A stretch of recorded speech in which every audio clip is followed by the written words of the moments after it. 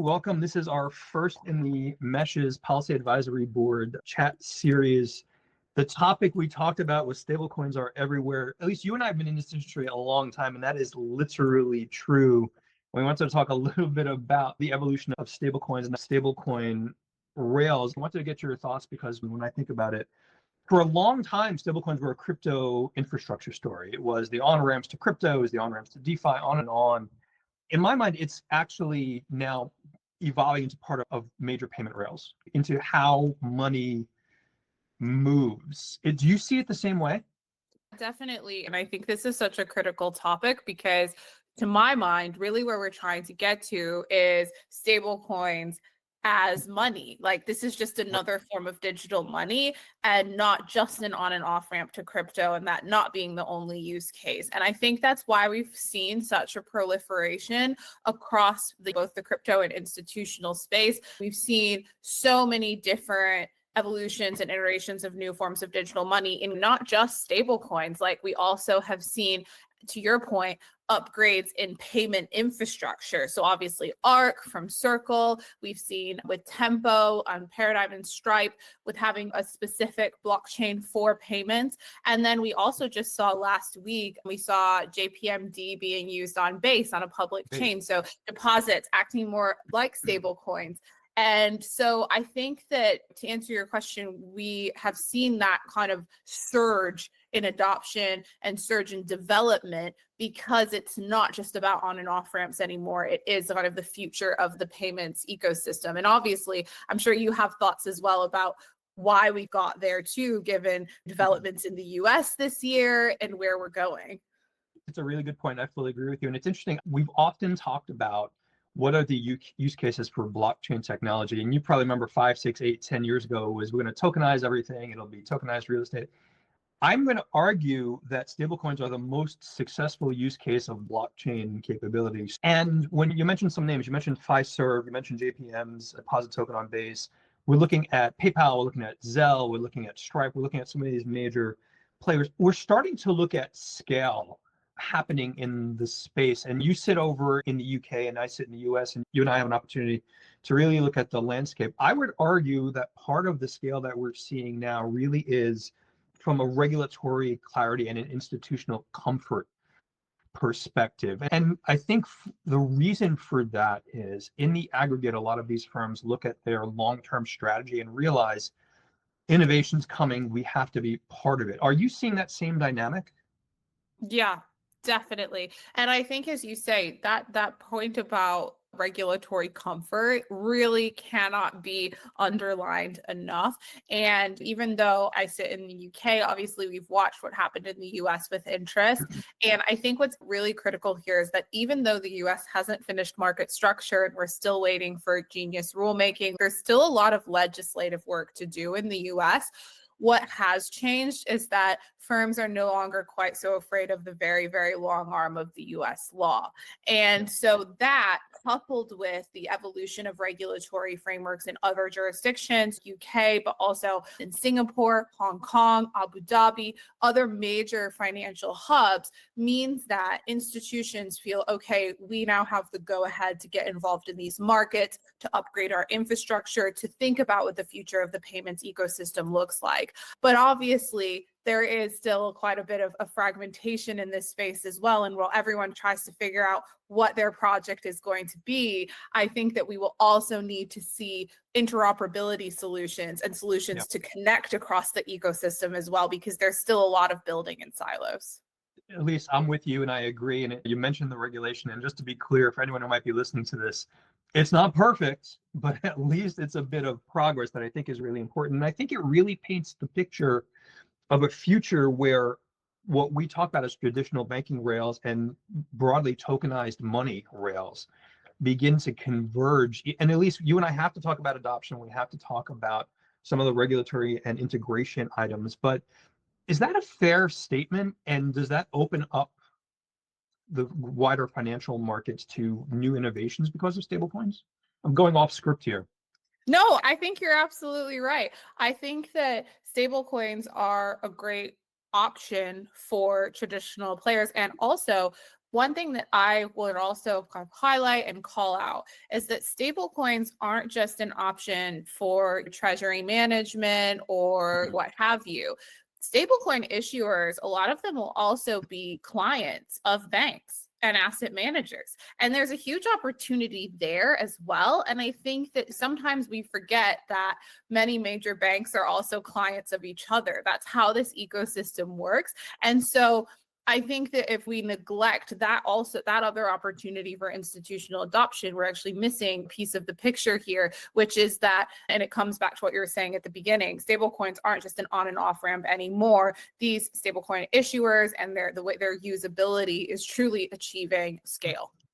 It's a really good point. And as we talk about that adoption, and in prep for this, for the record, anytime I get on anything with you, Elise, I make sure I prep because you know this stuff inside out. But when we talk about adoption, this clarity and the clearness from a regulatory perspective a little bit, and certainly institutional comfort means the more options, but more options doesn't automatically mean more adoptions. And the argument I've put forward is that's why these conversations about major money center banks, about major payment participants being part of this is critical, but that also means we're looking at a lack of standardization on some of these things. Let's talk about that a little bit, because what I think we don't want is a series of very large walled gardens in the stablecoin ecosystem. And Mesh plays into this space, and I think it's a really fascinating strategic fit. But do you share that concern? And I wanted to ask also, given the proposed stablecoin framework out of the UK. Yeah, so my take on this is that definitely this is why, and I've heard this number thrown about lately, and I do like it, which is that we're probably about 10 years into a 30-year journey, which definitely makes some people feel quite down. But I do think that it's true if you think about the evolution and the adoption across the whole of financial services. And to that point, when you have a lot of major institutional players either developing their own rails, their own networks, their own walled gardens, or their own coins, which may or may not be interoperable at this stage, that of course means that you do need to have some solutions and some market changes. And I think that this can come in a few forms. I think that frankly, one, we are likely to see a lot of M&A activity across the digital asset space. I think that's inevitable, but I also think it's the sign of a healthy and mature ecosystem. That's normal, right? And I think that while competition is important as well, and when I say M&A, I do not mean that all of the historic players should be snapping up the new ones. That's not necessarily it, but I do think some condensation and also then evolution and continued iteration will be good for the industry. To the point you make about Mesh as well, is I think that it's really important for there also to be players that are both network and asset agnostic. And I think that's where we don't see that many actually entering into that space and trying to connect the dots across these different institutions, across the different chains. And I think that's where firms like Mesh that are doing that have a really important role to play. And I think that, again, it will take a while for the ecosystem to evolve. And maybe you have some insights on that as well, especially given the work that you've done with large players over the years and in the traditional financial market space. I actually think that it's a good thing. That's the future we're working towards. I agree with you, Elise, although I'm significantly worried about how gray I will be in 30 years. So I appreciate that. No, I think, a couple of things to talk about there. And you're right. I've been joking with the phrase, but Mesh becomes the glue for that interoperability. And we serve on the policy advisory board, so we see and understand what the use case and implementation looks. And I agree with you that large scale adoption happens because the larger institutional players are in it. But I also want to add a different wrinkle to this. And I want you to tell me if you agree or disagree. We'll need to get to a point where, from a stablecoin end user perspective, they should not only never touch the token directly, but at some point they won't even know it's leveraging a stable token. We've used the joke, you'll know blockchain or XYZ innovation has arrived, at least. I think you and I spoke about this last time I was in London, when no one mentions it as part of a particular use case. Is that kind of naive of me? No, I don't think so. Listen, if we took a sample size of the average population of the US, UK, EU jurisdiction, and you said to them, how do you think fractional reserve banking works? And Right. What actually goes on behind the scenes in your bank account? I am pretty sure that most people would be like, I don't know, but like it's safe there and it's great. And I can make payments with my card. I can make payments with my credit card and I can make payments with my debit card and I can move money quickly. And at the end of the day, that's what most people care about. And it's not actually that imperative that people are intimately acquainted with the underlying rails of the banking system. And I think that's going to be true for stablecoins and tokenized deposits as well. I think that while the words might be discussed, it may just be, to give a really practical example, let's say for the case of agentic payments, if you need to use stablecoin or tokenized deposits because your AI agent needs to make payments with programmable digital money, then you will have a card or an account that enables you to have stablecoins or tokenized deposits, but you won't necessarily think about it in the way of thinking about the mechanics of the stablecoin. The same way that people, when they first started making online payments with their cards, they weren't necessarily thinking about the mechanics of the card. It was just like, I can't use a check to make an online payment. I need to use my card instead. So I think that's probably where we will progress to. And I think that is, I definitely agree with you. I think that's a good thing. I don't think that we need every single person in the world to be a coder or a developer for GLT and blockchain to scale. The same way I'm not a mechanic, but I expect my car to work and I don't know how it works. At least it's a really good point. And we brought up yield earlier as well, which brings me to something we put as part of the outline, which was really the competitive landscape of this.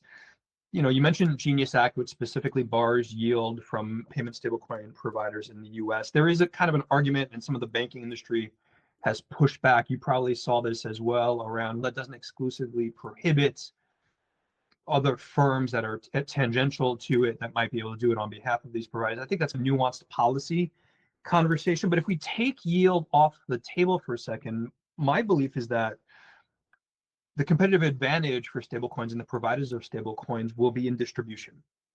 Those platforms that are most distributed to the most rails, the most wallets, the most platforms and use cases. And again, I'm going to pitch the book of Mesh, but when you're going to look at a platform that enables the glue to connect all of that seamlessly and agnostically, I think that's a powerful model. But is that the right competitive landscape to look at, or are we missing something? Are we going to see these new startups that pop up that just disrupt the entirety of payments, for example? So you raise a couple of really good points here. First, around the competition angle, I agree. I think that the competitive edge of digital money is in its speed, its programmability, its ability to be used on a cross-border basis. I think those are all really fantastic things. And also lack of transaction fees. That's not something that's actually baked into the stablecoin business model, and that's for good. That's a better consumer and institutional outcome. Coming back to your point about yield, I think it is important that we differentiate between payment instruments and also investment products. That's my personal view. I know there are people that might disagree with me on that, but I do think that is an important distinction. And the way that we went about discussing this in our response to Treasury was that you can actually differentiate here between interest, yield, and rewards. And the interest is on a contractual or periodic return on the basis of the time value of money, like coupon payments or bank deposit interest. Yield instead represents rates on market-based performance or price movements. And then rewards, that can be discretionary, opt-in or promotional benefits that are offered to users, like you might get credit card rewards. You might get like a toaster or like free Apple TV. I don't know.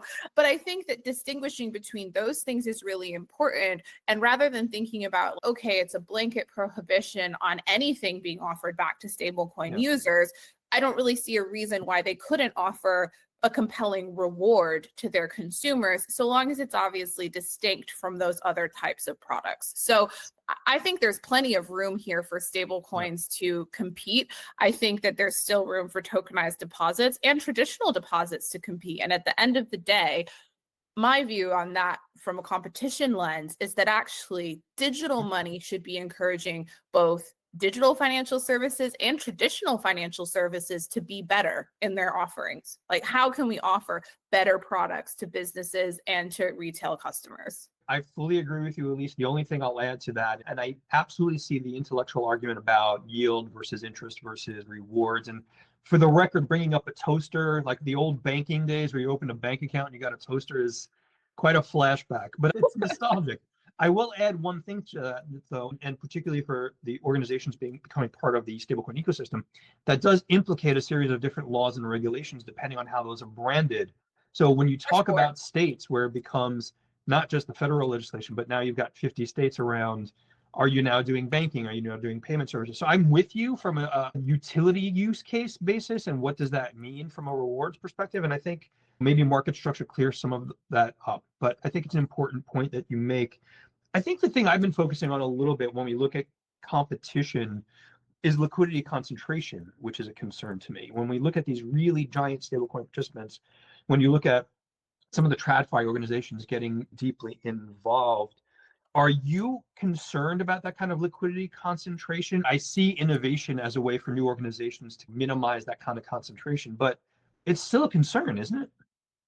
Definitely. And I guess maybe I'm gonna have to contradict myself when I talked about the M&A, but I do think actually there's avenues for both here. Is that I think that on the one hand, while we will see M&A, we also definitely should see less concentration, especially hopefully in the stablecoin ecosystem.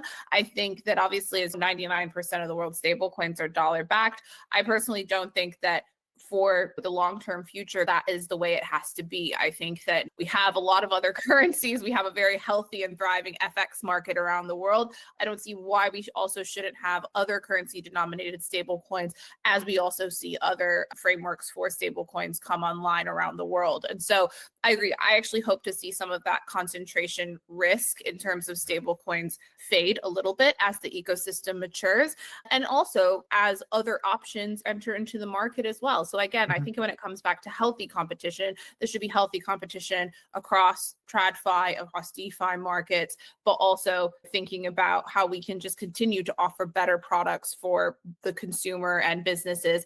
And again, that might be specific and nuanced in different jurisdictions. Like a competitive product for somewhere in Africa, like Ghana or Nigeria, might look very different to a competitive product that's needed in the US. And I think we need to be mindful of that as well. Agreed, Elise. And I think one last thing I'll add to this kind of competition conversation, and I don't think it's a contradiction. I agree with you. There'll be M&A aspects within the market, but I also think, and I've been spending quite a bit of time thinking through the corporate partnerships possibilities of stablecoin, meaning the ability to, in a new way, create incentives that might not have existed before and partner with issuers, candidly partner or onboard and be part of, we're talking about Mesh and part of PAB there. Corporate partnerships to me encourage volume and liquidity as well. I guess the question I've got is, does this upset or evolve the world of rewards and incentives for corporations? And maybe they do. And I don't know if that's a bad thing either. But I do think, coming back to your point, that this is where it will be very important for legislators and regulators to think as well about where they draw those lines, and also where we set out a level playing field. And again, as well as one that's interoperable for consumers as well. I don't think it's a healthy ecosystem if they have to be thinking about, if I use this stable coin on this particular chain, or if I use this particular asset on this particular network, then I get rewards or then I don't. Again, then I think we're muddying the waters of payment instruments in the future of money. Like, money still needs to be money and not have a bunch of additional considerations that come with it. And customers, either from a retail or institutional perspective, need to be able to have that certainty. So again, I do think it comes back to clear legislation there. But I also wanted to talk to you, maybe for our last topic of discussion, I want to talk about integration, and coming back maybe to something we mentioned at the beginning, which is, if we have all of these companies coming out with their new projects, new chains, new networks, does that actually equal more moats and more fragmentation? What does that mean for at the end of integration and the roads we might need in between?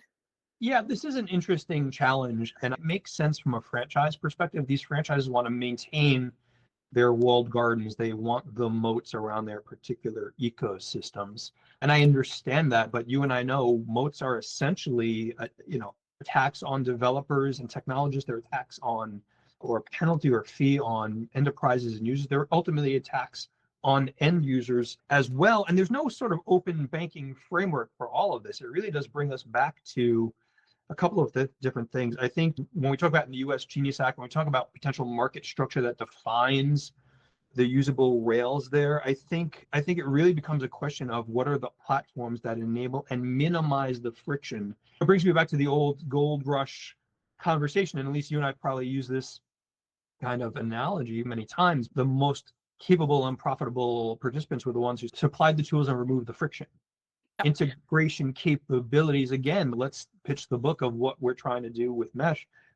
Removing the friction and making it agnostic across all of those interoperability capabilities is part of the evolution of this marketplace. I can't imagine, in the absence of some type of open banking framework, which I don't see happening anytime soon, that level of integration across all of those modes is going to happen because of these capabilities. And I think it brings us back to what are the ecosystems that survive? What are the stable tokens that survive? The most efficient, the cheapest, the most effective, with the most incentive-based capabilities. That's how I've been viewing it as this kind of ecosystem evolves. I'd love to hear you tell me if you agree or if I'm missing something. No, I think you're right. And I'm thinking about how long it took for us to get open banking in the regular banking sector. I agree. I think we're a long way from seeing open banking provisions in the digital ecosystem. But I do think that we can definitely learn some of the lessons from that legislative hurdle and from the discussions had with firms. And actually, I think that a lot of the institutions that actually think about enabling that interoperability up front before it's mandated in the legislation and how they can actually support that connectivity, that's actually a strategic growth opportunity for them, because having that connectivity, that actually gives you a competitive advantage rather than being a walled garden. You're actually connected out to the broader ecosystem. And in a funny way, it comes back to the ethos of coin and the crypto ecosystem in general, which is about connectivity and decentralization. And so actually it's getting back to the heart of that, but in a way that also can support the compliance outcomes that firms are going to need to meet in order to be operational within jurisdictions. Yep, and I'm going to do it, Elise. You'll have to forgive me, but you opened this Pandora's box earlier by bringing up agentic. I've got to argue that AI capabilities and agentic AI plugged into stablecoin ecosystems will almost mandate the need for interoperability. 100%. You can't imagine building in additional friction in agentic AI simply because there's a different toll structure or fee structure or interconnectivity with a particular walled garden. It just won't work that way. I agree. And I think as well, you're already seeing this happen. And we see discussions in the news about how obviously AI search engines, when looking at commerce platforms, that commerce platforms are going to, in some ways, need to make themselves interoperable with agentic systems that are searching for various products, or those products won't be picked up and it will be to the detriment of that particular commerce brand. And so I think in a similar way, I agree with you that with financial services and the continued scaling of agentic AI, it will be essential that digital money is made programmable, that it's made interoperable and network and asset agnostic, and how they can interoperate with each other. Yeah, Elise, it brings us to the mesh conversation. Mesh is that glue layer that I've brought up before. Yeah, and when we talk about chain agnostic, asset agnostic, network agnostic, in particular, it makes me think back to my old days on Wall Street, where there was really a mental overhead of who do we plug into? Why do we plug into them? Does it make sense to plug into them? Do they have enough liquidity? And it strikes me that the mesh platform takes that away, takes away the concern about how to make those determinations. Is that a fair assessment? I think so. And I think that, again, it does come back to what we talked about at the beginning, is that we need to be thinking about what the solutions are for fragmentation. And I think it's absolutely understandable that large institutions, as well as smaller institutions, are building solo at the moment, because obviously they're trying to do what's best for them. They've looked at their internal risk management processes, and they're like, this is what we're going to build, this is what we're comfortable with, and this is what we think benefits us. But coming back to what we were saying before, there has to be that connectivity with the broader ecosystem, or you're never really going to be able to have that digital project scale, because the true success of, to my mind anyways, the DLT ecosystem and digital assets is in their ability to be faster, cheaper, more transparent, the cross-border usability, and you can't have that without interoperability. So I definitely think that there's a lot of ways in which Mesh can solve some of those challenges, and I'm excited to see where it goes. I am as well. Elise, it's always a privilege chatting with you.